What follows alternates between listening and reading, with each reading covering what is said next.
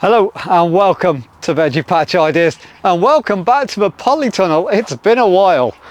We've still got a healthy tomato harvest going on and a cucumber one, but today it's all about getting those onion sets in the ground the proper way. And if you haven't done it before, it's very easy. Just make sure you pay attention to some key parts, because you don't want to go to the expense of buying all these and then getting it wrong. So we'll take you outside and we'll show you how we get done on the onion sets. But first, I've gone for the most popular varieties. So Radar, it's a nice white onion. And oh, this one always does the best for me, by the way. So Radar, and then Senshyu, which is another nice white onion but slightly smaller than the Radar. And I've gone for Electric, and these are the red onions. And now these are never, well, they get half decent but nothing on the Radar. So these are good for red onions but not the best, basically. But these are the most popular varieties you can buy.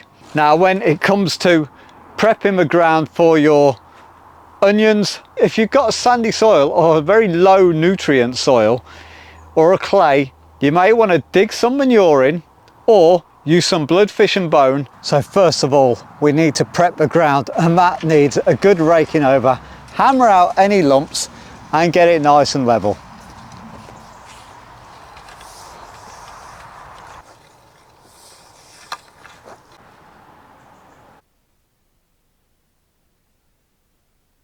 Now for spacing, you want to go around 6 inches apart. If you're struggling for room, you can go a little bit closer. They will grow, you just won't get the full size onions. And I like growing them into a grid pattern, and I just push them in just until the top is just proud of the surface. As you can see, just pop them nicely in. And it is a job, it's very therapeutic to do this is. Just want the tip to be showing just over the ground.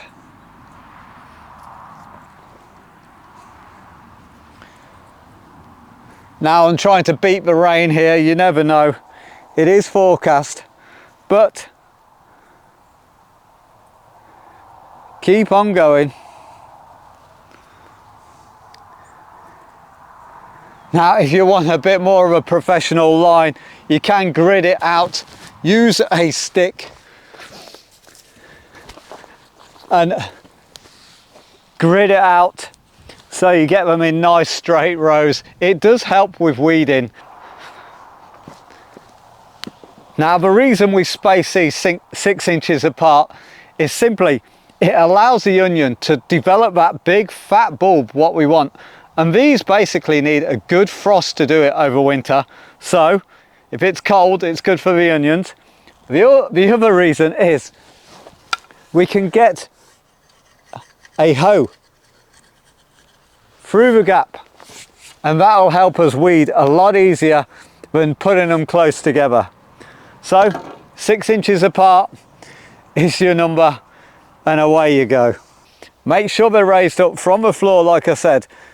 Put that layer of blood, fish and bone over them, let it sink in, and you will be on to an absolute winner with your onions. The best tip for sowing and growing these sort of onions is always rotate your beds. So if your onions have been in this bed before, last season or this season, swap it. So put them into another bed the following season. That'll keep your soil fresh. That'll stop any sort of problems. Just always rotate where you're putting your onions as the seasons go on and on. So, for example, the onions last year were in the bed closest to you. I'm now moving them down, and then next year they will be in that bed. Easy as that. Now once your onions are all in place and you've got all your rows looking beautiful, always be wary of little birds taking the tops, because let's face it, to a bird the tops look like worms. So what I use, I just use a bit of shade netting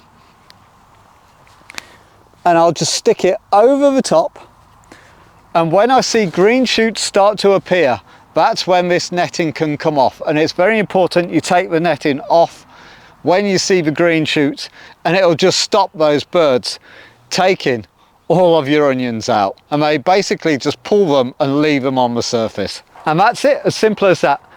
Thanks for watching, and we'll see you on the next one.